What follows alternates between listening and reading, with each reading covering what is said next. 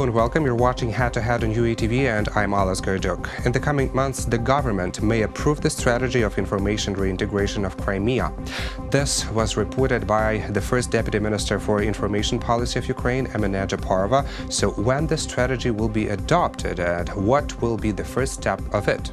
To talk more about this, we're joined in the studio today by Yulia Kazdobina, an advisor to Ukraine's Minister of Information Policy. Hello and thank you for being with us today. Hello. So, do you have any information? What are the discussions now about the adoption of the strategy? Well, at this point, it's gone through almost all the stages of coordination with other government agencies, and we're still negotiating with the foreign ministry about some detail of the strategy, and hopefully we're going to be done with these discussions soon enough so that it can go up for the approval of the Cabinet of Ministers. So all of the agencies except of the Ministry of Foreign Affairs have already approved the strategy. Could you tell us the provisions of this strategy? So what's important is the strategy sets the goals for the entire government to follow, and it also sets strategic goals so that we understand that liberation of Crimea is a long-term process, and we understand that there are lots of myths that Russia has created around it, and that Russia actually worked on these myths for a long time, unlike Ukraine. And so Ukraine needs to come up with many things and formulate many things before it can actually communicate them in a strategic manner. And so what this strategy does, it provides a coordination mechanism between different government agencies on Crimea. So who will produce, we understand that certain bodies produce decisions by themselves, but for example, research like historical research and other types of research and policy research. So who will be doing what to enable the Information Policy Ministry to actually then formulate messages and to deliver them to the appropriate audiences via appropriate channels. Mm-hmm. And as far as I understand, there is no deadline of this strategy functioning, right? Initially, until the territory is going to be restored. You cannot adopt a strategy for longer than 5 years according to the Ukrainian legislation. So it's a 5-year strategy, and it provides for an annual evaluation. So what has been done, what goals have been reached, and correction. But generally, the direction is forming the understanding that Ukraine does not give up on Crimea, that Ukraine does not agree with the annexation of Crimea, and believes that this is a temporary occupation, and that no matter how long it's going to take, Ukraine's going to fight and make sure Crimea comes back to Ukraine. What are the peculiarities of this strategy? I mean, how would state institutions function after the strategy is being approved? You're saying that it changes the mechanisms and maybe it provides some tools. It doesn't change the mechanism.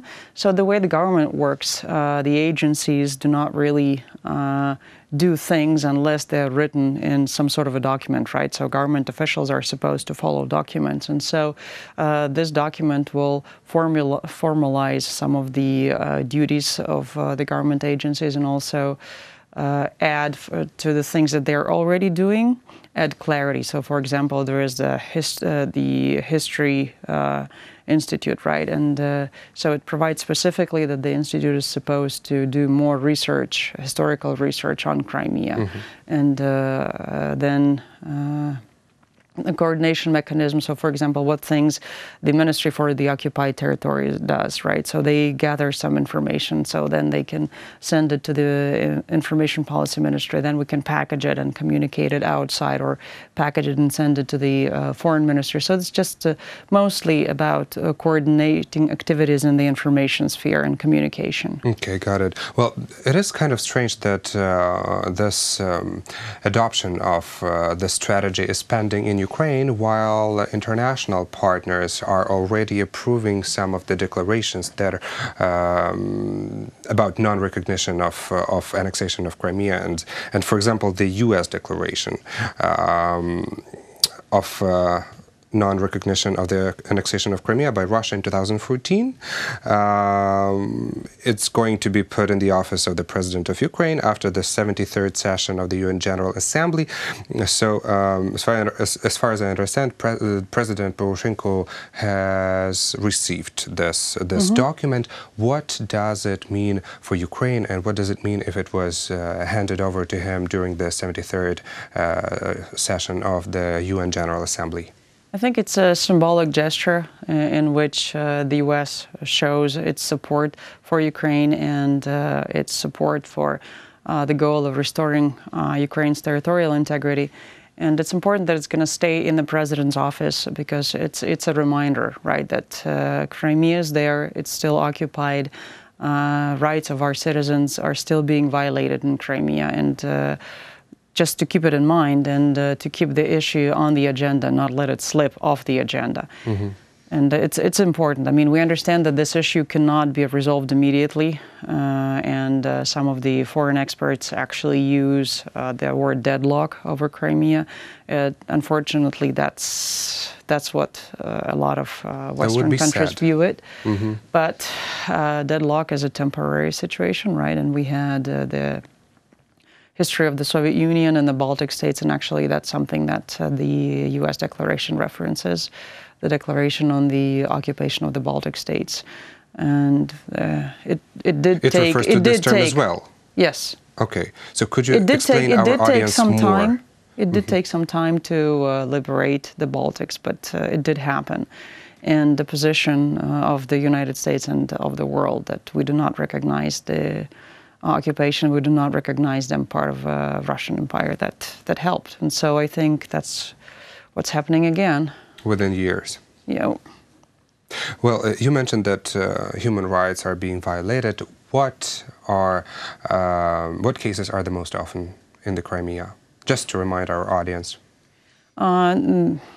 First of all, the media freedom. There is no freedom. There is no free speech. The rights of ethnic groups and indigenous people such as Crimean Tatars and Ukrainians. What they're doing is they're trying to dilute the identity through denying them the right to speak their language, to study their language. It's both Ukrainians and Crimean Tatars. If initially, I don't remember the statistics, but there was a number of schools that taught Ukrainian and where you can actually receive instruction in Ukrainian. Now there are no schools that offer instruction in Ukrainian. So if you're Ukrainian, you have to study in Russian, although officially the Russian state recognized Ukrainian, Russian, and the Crimean Tatar languages as the official languages in Crimea. And the same is now happening to the Crimean Tatars, where children are being discouraged from studying in their own language. And the position of the Russian Federation is that it's not a language that defines your identity, it's actually your religion that does. And so what they're doing is basically violating the right to self-determination, right? Because people have the right to speak their own language, to study in their own language. This is cruel. And actually, teachers, they are asking parents not to apply for studying in Crimean Tatar language. But the Association of Crimean Tatar Parents want to open classes for their children where they would learn Crimean Tatar language. Does it sound realistic to you in nowadays Crimean reality being occupied by Russia? I don't think it sounds realistic. Which is sad. Yeah, because in Russia, when it comes to protesting the government policies, you basically have no say.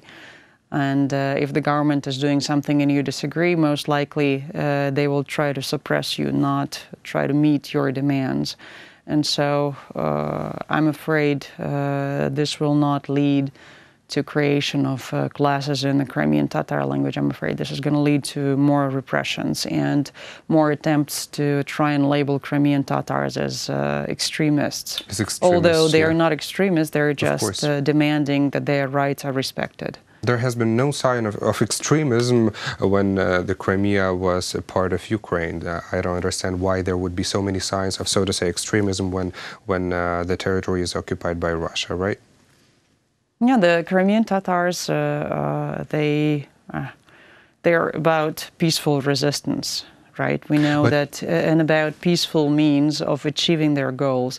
From the very beginning, when they were deported under Stalin, right, and when they were fighting to get back into Crimea in the Soviet Union, they were not allowed to go back. And when they were fighting to go back, they used only peaceful means to do it, and that's basically their approach to solving their problems, and that's why it's very unnatural that Russia is trying to portray them as extremists, because they've never been an extreme group. But on the other hand, Russia is a multicultural country, also so to say empire, and there are many ethnic groups, ethnic tribes. Why would they want dilute Crimean Tatar nationality? Because Crimean Tatars are opposed to the Russian annexation of Crimea, and they've declared this position from the very beginning. And they didn't agree. The leaders of the Crimean Tatar people, the legitimate elected leaders, they called on the Crimean Tatars not to participate in the referendum, to boycott illegal elections that Russia conducted in Crimea. And they said that they will not recognize Russia's annexation, that this is an occupation and that it's a temporary state. And so Russia's trying to suppress this resistance as much as it can. And so diluting the identity is one of the ways they're doing it. Well, information and access to information is a big tool, and let's hope that this strategy for information reintegration of Crimea is going just to help and to restore the territorial integrity of Ukraine. And unfortunately, that's all we have time for now, but thank you so much for your comments. This was Yulia Kazdobina, advisor to Ukraine's Minister of Information Policy. Thank you for watching Head to Head. I'm Alice Gerjuk. Goodbye.